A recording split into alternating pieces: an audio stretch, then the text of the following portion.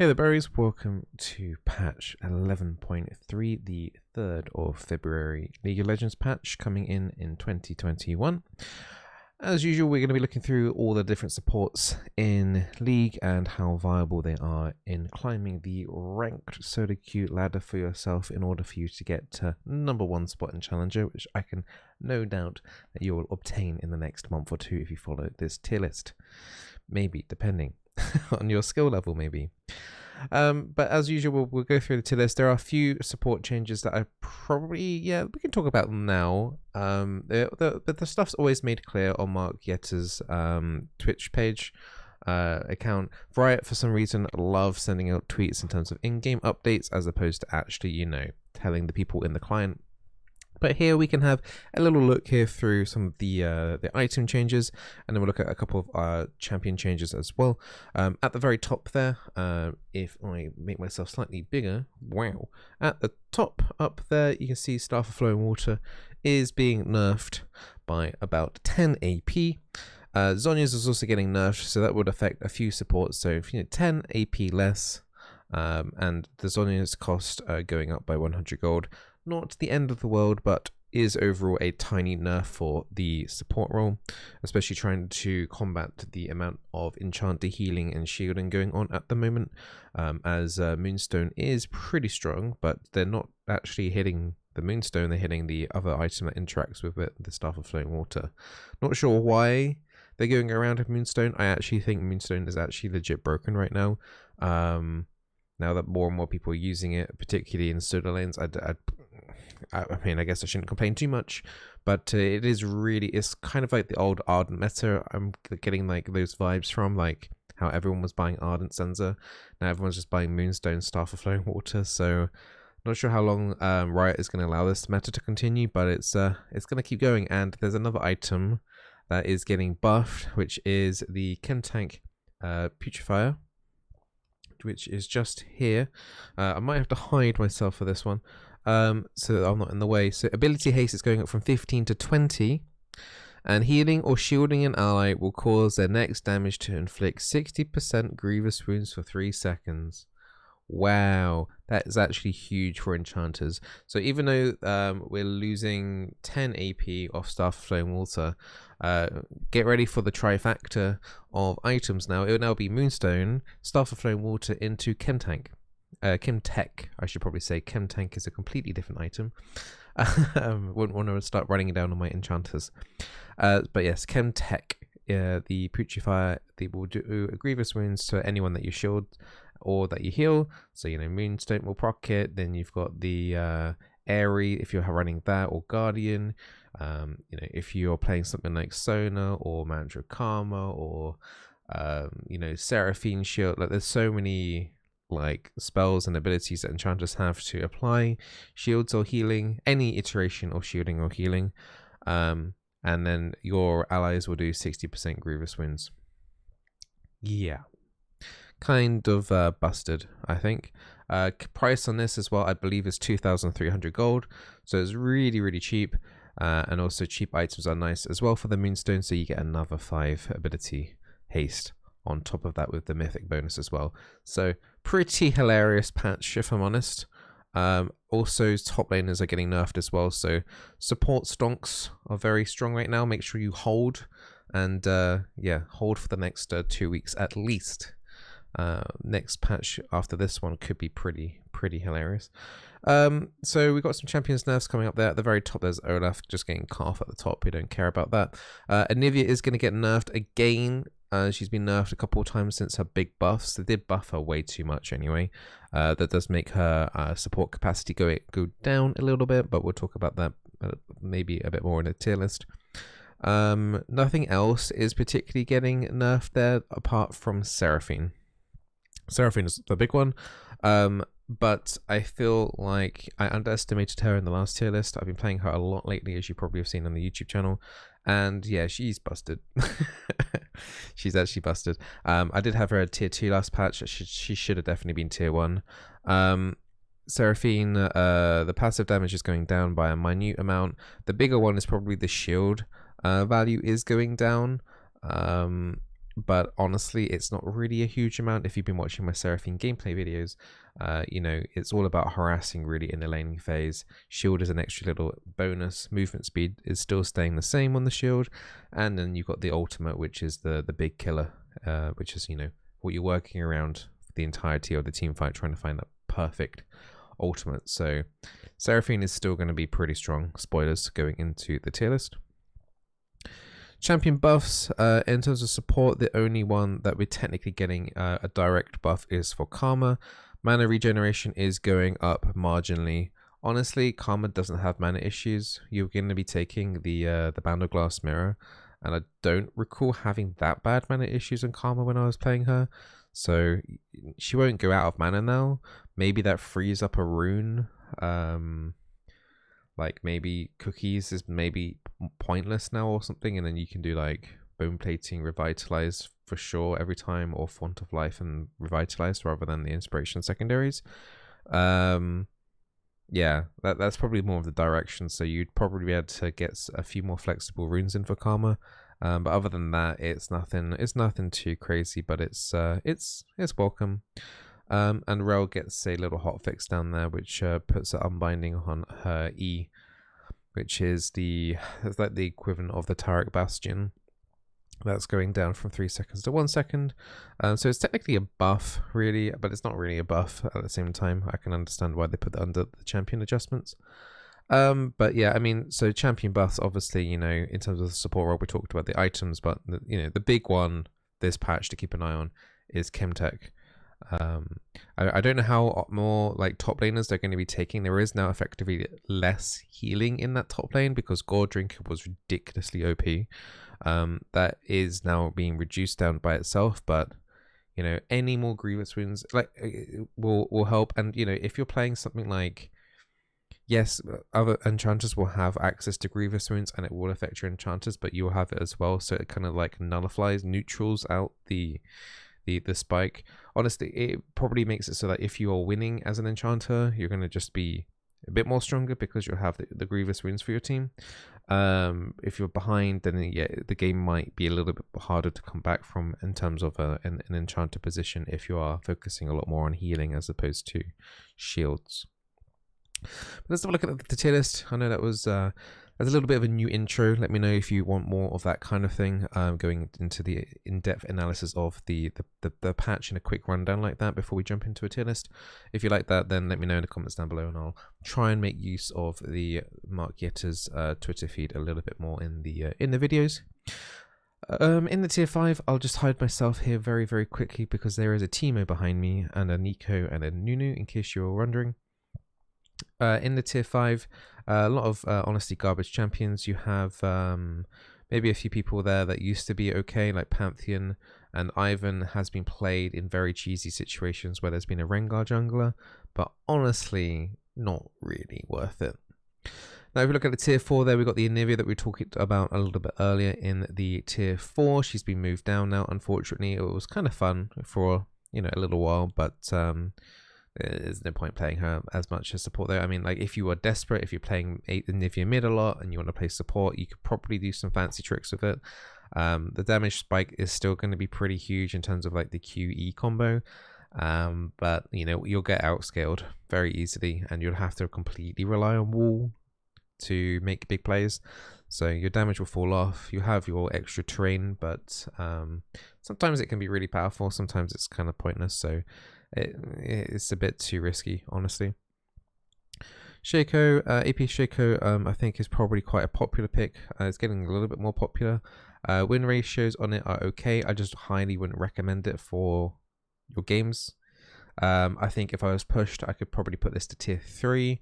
I wouldn't have any arguments for that. I think anything above tier 3, I think is entering into a bit dodge territory when you've got, you know, the enchanter meta right now. Shaco, you know, if you don't know how to play against him, just stay away from the brushes. Very similar to Maokai support, and yeah, and just try not to get tricked by the clone. It's just basically how stupid. Like if you lose a lot to AP Shaco, then it's just like you're being a little bit dim. That's in my strong opinion on it. Like It's like how smart is the Shaco versus how stupid are the enemy. So that's basically the matchup with AP Shaco. And you know, sometimes your enemies aren't too stupid, and sometimes you're not too smart. So you know, maybe play an easier champion if you're not smart.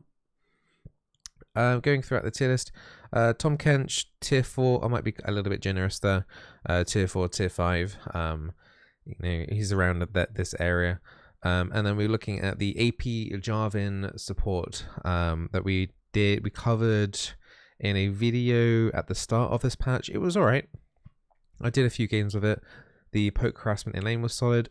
The attack speed buff is pretty good, but I think if you want to play someone who's going to buff everyone up, then Sona is the direct like thing above the Jarvan, especially now that the Putrifier is getting that buff on shields and heals, which is going to be quite interesting for someone like Sona.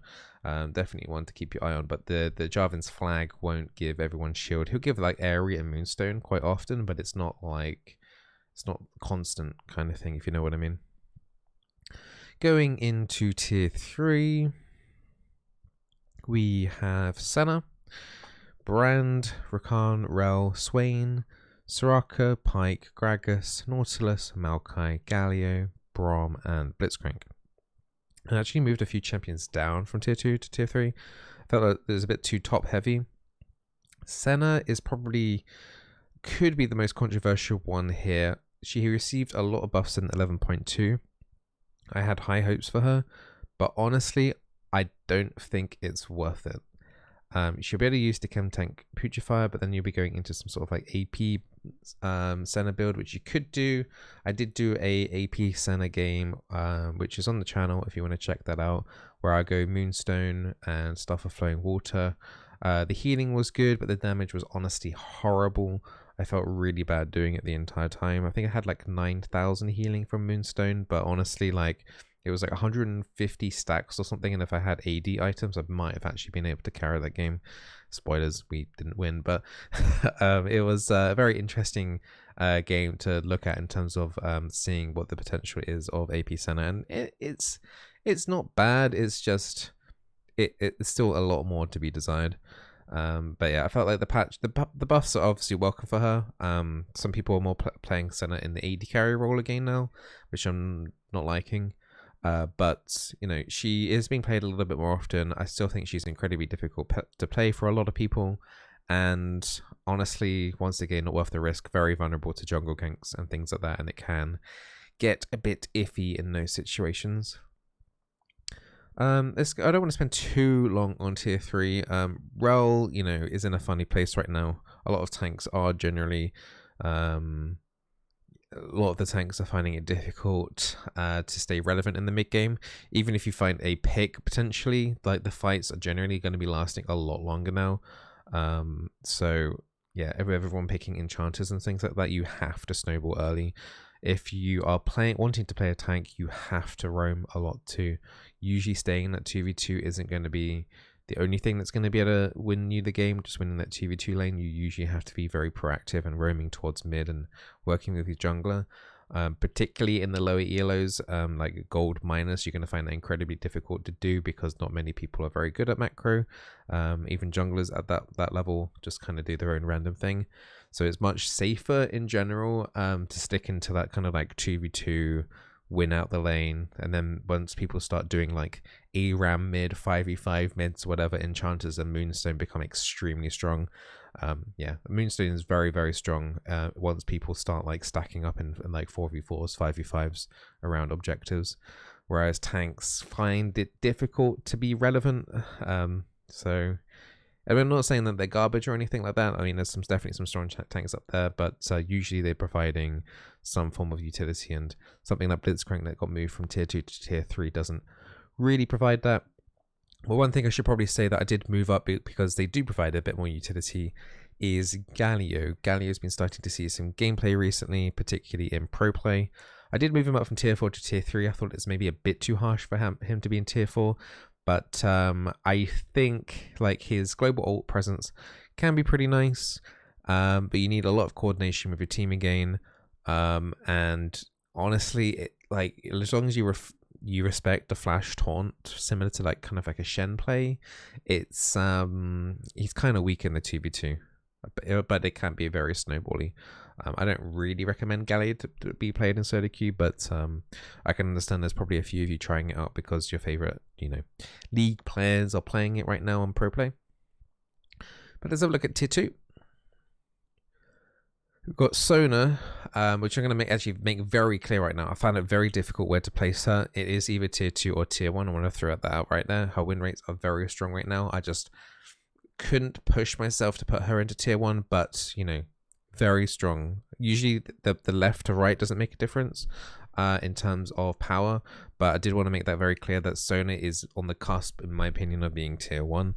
And then we've got Lulu, Morgana, Alistair, Bard, Lux, and Karma, and Zillion. Zillion actually got moved up from tier 3 to tier 2. For this patch, I will say I did use a lot more of third-party websites to give me some statistical analysis of what happened at 11.2, just to see what kind of the direction was going with some champions. And Zillion was actually a little bit higher than I expected. I've seen him played almost 0 times this patch. Actually, no, I think I've seen him played. Yeah, I think I've seen him play once. Don't think he did very well. But win rates say otherwise, so I'm pretty surprised about that. I mean, it might just be because of EU West. I mean, there might be some more success on NA. But Zillion apparently is doing all right at the moment, but I have yet to see it in the last 3 years, 4 years, 5 years, 10 years, 10 years. I think he's like he used to be quite a viable mid, but support he's been having iffy times with, but maybe I need to give it another go. But yeah, that's why Zillion's in tier 2. But in terms of tank, let's go back into tanks again. So Alistair tier 2, roaming potential is very high, similar to Bard.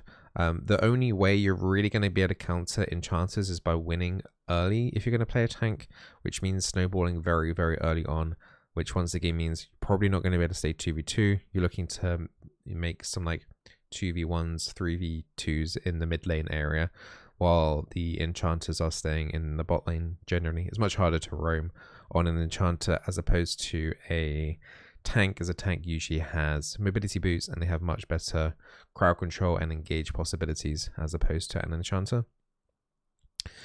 So yeah, the tank meta isn't really like there anymore. Like tanks are quite generally falling off, but if you roam early and you're good at roaming early, you can still make it work.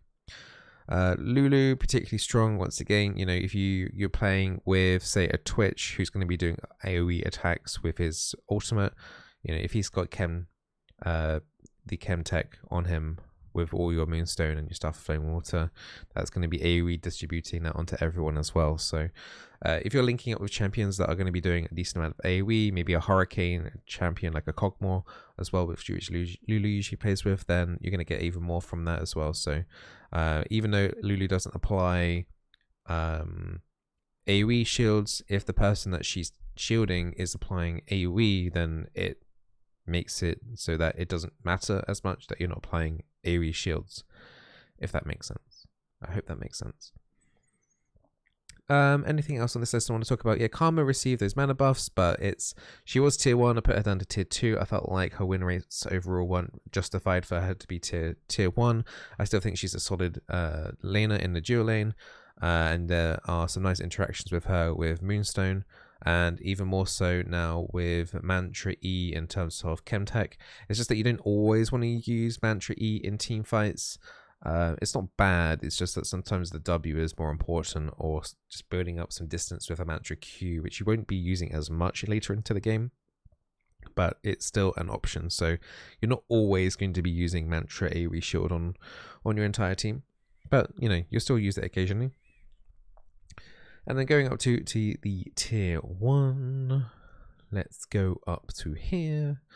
So at the top here in tier 1, you have the Zyra, Leona, Janna, Thresh, Nami, Yuumi, and Seraphine. I don't think many people were expecting too much to change, especially when, overall for the patch, for supports, particularly Moonstone not being nerfed, it's going to stay roughly the same. I think Zyra is your best AP mage option if you need that in your team. The Lux, we should probably go back actually to Lux very, very quickly and talk about her. Enchanter Lux tier 2 is actually much stronger now with the Moonstone and stuff rather than AP. It's been quite a big swing onto that now. So if you want to play Lux, actually it's Enchanter Lux. So the only real AP mage option in my opinion you have is Zyra. You could go into Brand, but I think he's pretty weak right now, especially when people are opting out of tanks, so HP, health, damage on the passive isn't as strong. So Zyra is basically the only option in terms of AP right now. Basically, I mean, Swain is technically another one, but it's not the same kind of DPS later on into the game. Leona, the strongest roaming tank support that you can play in the game right now. Like if you're looking to roam and make plays, Leona I think is not only very good in the laning phase of that, but also later on into the game she is very tanky naturally, much tankier than any other of the other champions down here, apart from maybe potentially Alistair ulti, but you know, not including ultis, Leona is very tanky, solid throughout the entirety of the game and not reliant on that ultimate. The ultimate's not, I don't know. I just prefer Leona. I think Leona is much stronger than Alistair in terms of actual like tank power level. Janna, good disengage option if there is a tank played, you know, anything in the tier 2, tier 3 tank wise. Against the Leona, it can be a bit of a skill matchup, but you know, very strong. And she, you know, even if there's not a tank, if there's another enchanter, you're still going to be making use out of your enchanter items, and your ulti will also heal everyone up, so also apply Chemtech, and you will be able to disengage much easier from those pesky junglers and things like that as well. So generally pretty safe lane playing Janna. You're basically guaranteed, you and your AD carry, to get to that mid game almost every time. Thresh is tier 1. He can roam. Wouldn't say his roams are necessarily as strong as like Alistair or Leona, but he does provide the extra utility with the lantern, which can be huge, but only if obviously your allies click the lantern. So this might be more of a high ELO pick as opposed to something in silver or under. You're more than welcome to try Thresh in those ELOs for sure, but the higher you are, the more value you would generally get out of Thresh. Nami and Yuumi are very, very solid enchanters at the moment. I think Nami is probably the only enchanter on this entire list that I could actually say you can go Imperial Mandate on her. Now, Imperial Mandate is an option if you have a lot of assassins on the enemy team, so lots of, you know, squishy health bars. Fights are generally lasting, you know, not very long at all. You actually get more value out of Imperial Mandate as opposed to Moonstone, just because, you know, you won't get as many procs of the healing on the Moonstone. So Imperial Mandate Nami, if there's a lot of assassins, is actually a pretty solid option.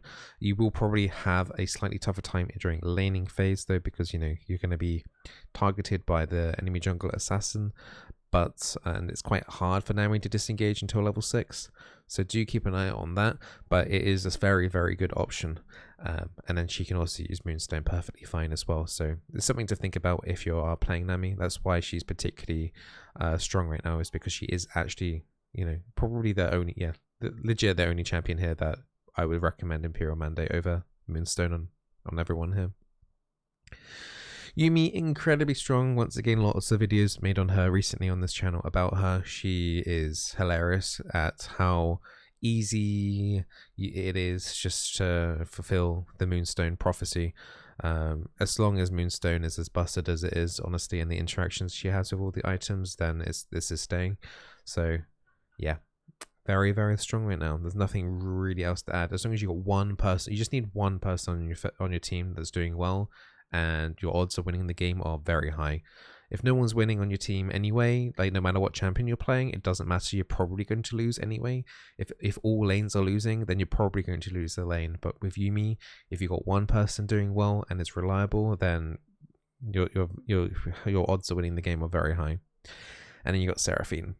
She did get nerfed, doesn't matter. Her ultimate is busted. I've always said her ultimate's busted, but very safe in lane generally. Doesn't really have any mana issues. Honestly, I think the main way they should actually nerf Seraphine is mana cost increase on her Q, maybe even on her W. In that laning phase, she's just too annoying. I wouldn't say she's strong. You won't always get kill potential on her, but it's just annoying to play against. She can make it so that you're low HP, so you can't engage. But actually, for Seraphine to actually execute you and get a full kill is actually quite difficult. particularly if you don't have an AD carry that's applying slows to make it easier for you to get stuns or roots off your E. So yeah, her kill potential in lane isn't there, but it's just the sustain. It's literally mid-game fights, ultis, just being patient on your ultimate use. If you're not sure how to play Seraphine, then just choose literally any one of those Seraphine videos that I've put on the channel recently.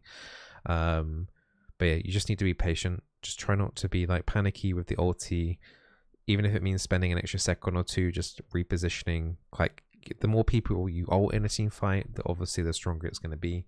So yeah, just be patient. But other than that, I hope you guys enjoyed this tier list. You know, this is basically the new Ardent Censer meta, if you are used to that back in the day. So this is like Moonstone meta right now. I don't expect it to change unless they nerf Moonstone. The 10 AP nerf on the Staff of Flowing Water isn't going to make a huge difference. And now we've got like the whole Trinity Force now of support items with Moonstone, Staff of Flowing Water, and Chemtech. So yeah, if you did enjoy this, then make sure you subscribe to the YouTube channel. I do content like this on tier lists every 2 weeks. It is February now, and I will later in the month start my individual champion support guides. Not sure what we're starting with yet, but I'm going to be updating all of those guides for 2021. You know, there might be some enchanter nerfs soon, so I might need to like fixate on some of the tanks maybe at the start and just wait and see what gets nerfed and things like that. But for now, just waiting, just one or two more patches, and then we got individual support guides coming up very soon, tier lists every 2 weeks still, and obviously gameplay videos. So hope you guys have been enjoying all the content. Make sure you subscribe to the channel. If you're not following on my live stream, twitch.tv/Bizzleberry, then if you want to ask me anything live, you know, I'll get back to you as quickly as possible there. And one other thing, don't forget to stay very awesome.